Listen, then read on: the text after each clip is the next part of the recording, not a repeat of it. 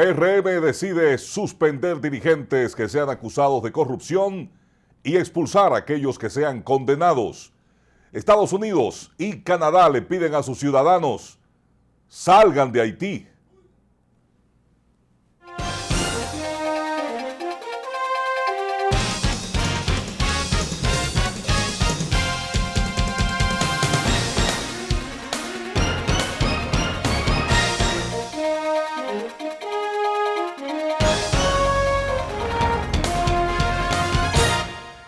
Hola, ¿qué tal? Buenas noches. Bienvenidos a En Primer Plano. Un gusto tenerle en nuestra sintonía. En la noche de este jueves, mi compañero Napoleón de la Cruz está en asignación especial. No está con nosotros en esta noche.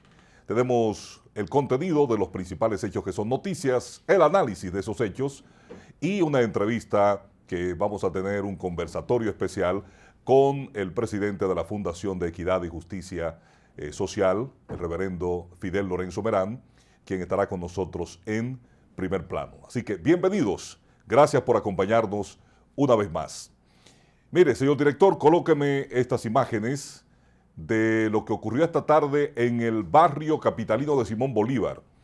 En Simón Bolívar hubo un enfrentamiento entre supuestos delincuentes y agentes de la Policía Nacional que montaron un operativo en el sector capitalino en busca de antisociales. La balacera que hubo allí, según los reportes en algunas de las redes sociales, sobre todo en Twitter, algunos de los videos que fueron compartidos por moradores y ciudadanos del Simón Bolívar, pues casi presenta un escenario de una batalla campal. Por lo menos en el reporte extraoficial, porque la policía no ha dado una versión oficial de lo acontecido en el sector capitalino de Simón Bolívar, por lo menos un ciudadano de allí fue abatido a tiros por los agentes de la policía que montaron, como les dije, un operativo especial en el sector capitalino de Simón Bolívar. Este operativo se llevó a cabo a raíz de la muerte del hijo de la instagramer Real Vida Acosta. Y entonces, miren, no, ese no, ese es otro, señor director, sí.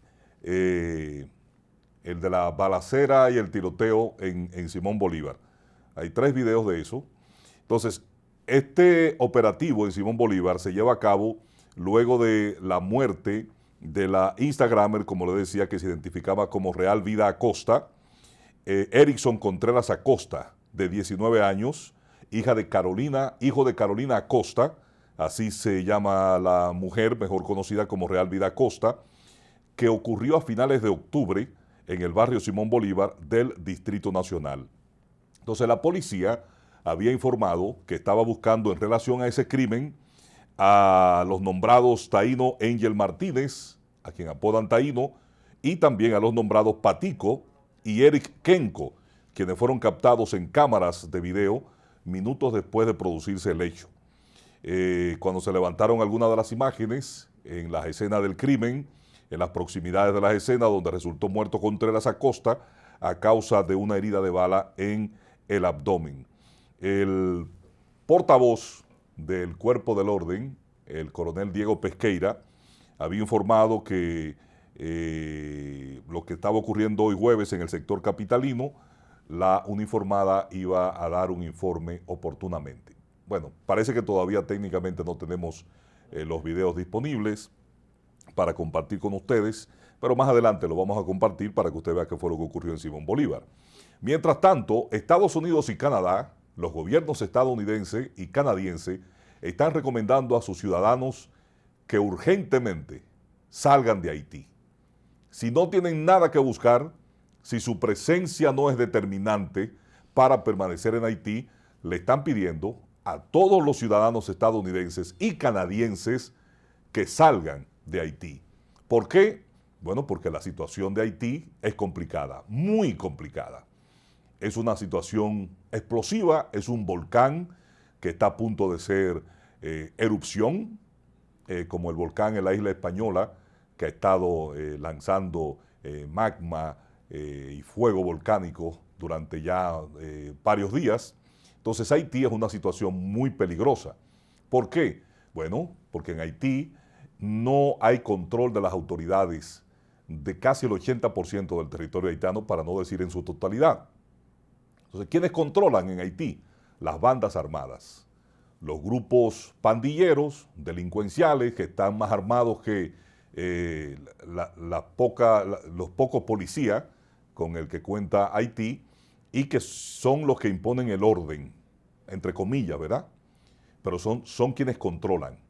Entonces, en medio de la escasez de combustibles, de alimentos, de agua, de servicios, de transporte, los hospitales que están dejando de operar porque no tienen combustibles, y entonces el gobierno de Estados Unidos y luego el gobierno de Canadá le está pidiendo a sus ciudadanos: salgan lo más pronto posible de Haití, ahora que se puede. Ahora que se puede, porque no ha estallado una violencia con escalada, y porque todavía hay vuelos comerciales que están cubriendo las rutas desde Puerto Príncipe y hacia Puerto Príncipe. Entonces, antes de que se complique la cosa, están comunicándole a sus ciudadanos: si usted no tiene nada que hacer en Haití, si su presencia no es imprescindible, salga de Haití. Entonces, la situación, según todas las perspectivas y los informes de inteligencia, puede complicarse en los próximos días en Haití. Recuerden que en Haití hay un grupo de misioneros cristianos secuestrados desde hace más de 2 semanas, 16 estadounidenses, 1 canadiense y un chofer haitiano, que están en manos de uno de los grupos más beligerantes, más peligrosos, más violentos en Haití, y por los cuales se están pidiendo un rescate de $1 millón por cabeza. Hasta ahora no se ha logrado el rescate, no han sido liberados. Estados Unidos ha dicho que no va a pagar ese rescate.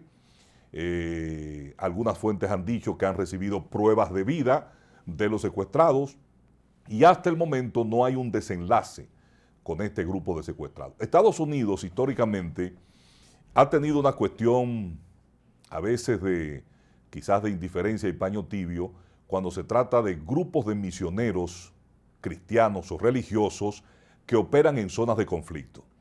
Saben que los únicos que se meten donde hay conflictos armados y guerra y beligerancia de este tipo son los grupos misioneros cristianos, para llevar ayuda, para llevar medicina, para atender a la gente que está atrapada, la población civil, en medio del conflicto. Entonces, generalmente son botín de guerra para muchos de estos grupos, que los secuestran para pedir rescate, para pedir liberación de prisioneros, y Estados Unidos no tiende mucho a negociar ni a mostrar en cierto sentido mucho interés ni acción para la liberación. No es que no lo haga, es que muestra cierta apatía. Imagínense, este grupo lleva casi 3 semanas secuestrado y todavía siguen en manos de estas bandas de grupos criminales y delincuenciales en Haití, y todavía no se logra su liberación. Y ya el gobierno ha dicho que no va a pagar rescate, porque no paga rescate por ciudadanos secuestrados. Y así está la situación. Entonces, los grupos de misioneros religiosos generalmente están muy expuestos, porque por cuestiones de fe, por amor al prójimo, por ayudar al necesitado, se exponen en medio de los conflictos, y evidentemente son víctimas de los conflictos, y a veces ni los gobiernos locales, ni las autoridades locales, ni las autoridades de su propio país se muestran mucho interés para lograr su liberación. Y entonces así está la situación en Haití, una situación que está pasando de castaño oscuro. Por eso usted ve la preocupación que tiene el gobierno dominicano, que ha manifestado el presidente Luis Abinader, con la situación en Haití. No porque vayamos a entrar en una guerra con Haití. Haití no tiene ejército, no tiene armamento para enfrentarse al ejército dominicano. Hay que ser claro en eso. Y nunca se ha contemplado esa posibilidad. Ahora, ¿cuál es el problema y lo que se vislumbra? Un éxodo masivo de migrantes haitianos que huyan o traten de escapar de una escalada violenta que puede estallar en Haití, donde escasean alimentos, escasea el agua, escasean los combustibles. Si no hay combustible, mire, las telefónicas que funcionan allá han dejado de operar.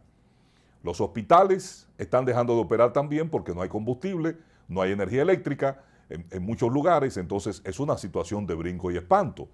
Nosotros que compartimos esta isla, con nuestros vecinos haitianos, tenemos que resguardar nuestra frontera para proteger la soberanía nacional, el territorio nacional y a todos los ciudadanos dominicanos y extranjeros que viven en el lado dominicano.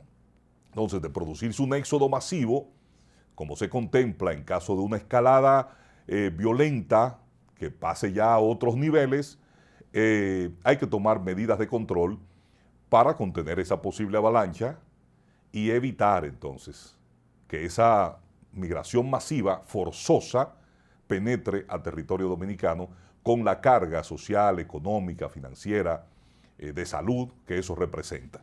Así está la situación en Haití. Y hoy, la ex vicepresidenta de la República y aspirante a la nominación presidencial por el Partido de la Liberación Dominicana, la doctora Margarita Cedeño, dijo que Haití es un estado fallido. ¿Y por qué dice Margarita eso? Bueno, porque dice ella que en Haití el gobierno no controla su territorio, que quienes controlan allí son los grupos o las bandas armadas, quienes imponen el orden del terror y la ley a su conveniencia en Haití. Entonces, dice que la situación de crisis que está viviendo Haití debe lanzar la voz de alerta y alarma en la República Dominicana y llamó al gobierno a sellar y proteger nuestra frontera debido a la inestabilidad que se vive en el vecino país de Haití. Creo, señor director, si está listo, tenemos un corte con la declaración de la ex vicepresidenta de la República, Margarita Cedeño. Ahora, yo lo que digo es, no podemos, o nosotros como partido, lo que también hemos discutido es, no podemos asumir esta situación que se presentó ahora, que se presenta antes, que se presentará después, porque ciertamente aún Haití es un estado fallido, Haití, y es un estado fallido porque el territorio no lo controlan las fuerzas de gobierno estatales. Nosotros tenemos que saber que vamos a tener que convivir con esto. No podemos tomar medidas extremas de manera que también eso afecte nuestra imagen internacional. Bueno, ¿qué dice la doctora Margarita? Dice también que no es cierto que se hayan desplegado 11,000 tropas en la frontera con Haití, como anunciaron las autoridades, que según diputados, legisladores del PLD, si llegan a 200 los efectivos militares en la frontera, son muchos. Eso dijo doña Margarita. Escúchela y véala. Nos reunimos con los legisladores de la frontera del PLD y lo que ellos nos cuentan y nos dicen y nos aseguran es que no hay 11,000 efectivos en la frontera, apenas pueden llegar a unos 200 apenas. El comercio que se había dicho que estaba interrumpido, que no se estaba llevando a cabo, no es cierto. El comercio estaba completamente abierto. Lo que no había era, fíjense ustedes, porque es que el pueblo haitiano es... Perdón, ¿cuándo usted complejo. recibió la información de que no había miles de efectivos, sino 200? El lunes. El lunes pasado. El lunes pasado. Oye, Oli. El lunes pasado. por comunidad. No. Ellos dicen, mire, nosotros pensamos que eso no debe de pasar de 200 efectivos. También el tema de la especulación con los combustibles, o sea, se está cargando en motores, sí, en motores de dos gomas, motocicletas a motor, para cargar entonces lleno el tanque, se hace el trasiego en la frontera, se lleva a Haití, se vende el galón de la gasolina a 500 y pico de pesos, y lo que ha habido entonces es una especulación con la gasolina. Bueno, ahí están las declaraciones de Margarita, lo que ella dice. Me imagino, yo esperaré la respuesta de las autoridades del gobierno sobre este desmentido, que ella dice que no es verdad que se hayan desplazado 11,000 efectivos militares, como anunciaron las autoridades en la frontera, y que solamente son, si pasan de 200, tenemos muchos allí. Quizás esa es la disposición que hay administrativamente, pero no que estén destacados, según lo que ella explica, y uno colige, que estén esas 11,000 tropas a lo largo y ancho de nuestra frontera con Haití. Mire, el gobierno del presidente Luis Abinader que para nadie es un secreto que está muy empeñado en hacer una buena administración, una buena gestión de gobierno, que tiene el interés de resolver problemas en la sociedad dominicana y que está trabajando. Es uno de los que más, bueno, quizá el que más trabaja en su gobierno, porque trabaja, confesado por él mismo, hasta 14 horas al día y hasta altas horas de la noche e incluso de la madrugada atendiendo asuntos de Estado. Pero el gobierno del presidente Luis Abinader, hay algunos funcionarios que no le ayudan. Y esos escándalos, rumores, denuncias de alegados actos de corrupción, de malas prácticas administrativas, de violaciones de la ley en el ejercicio de sus funciones como administradores de la cosa pública, no le hacen muy bien a la gestión de gobierno. Esos ruidos, esos runrunes constantemente aquí, allí, por allá, en algunas dependencias gubernamentales, no ayudan a la gestión de gobierno del presidente Luis Abinader. Y por más que él se esfuerce, un gobierno no es un solo hombre. Un gobierno se compone de un equipo de hombres y mujeres que ayudan a empujar la visión de gobierno y ayudan a la consecución de los objetivos del primer mandatario de la nación, en este caso el presidente Luis Abinader. ¿Por qué le digo esto? Bueno, porque es que no se sale de un escándalo.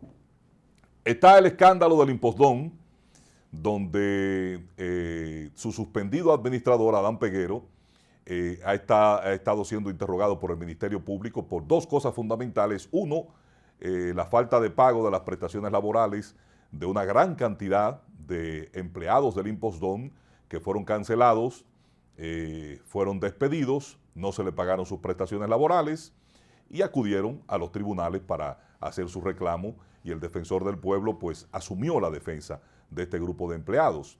Entonces él lo justifica diciendo que quien ganó las elecciones fue el PRM y que hay que darle trabajo a la dirigencia del PRM, que ellos también saben trabajar. Bueno, un argumento que utilizan los partidos políticos y que siempre es el botín de campaña y cuando se ganan unas elecciones.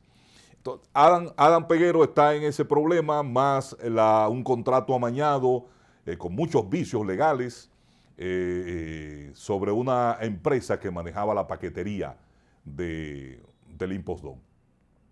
Tiene esos dos frentes, por eso ha sido suspendido por el presidente Luis Abinader mientras es investigado.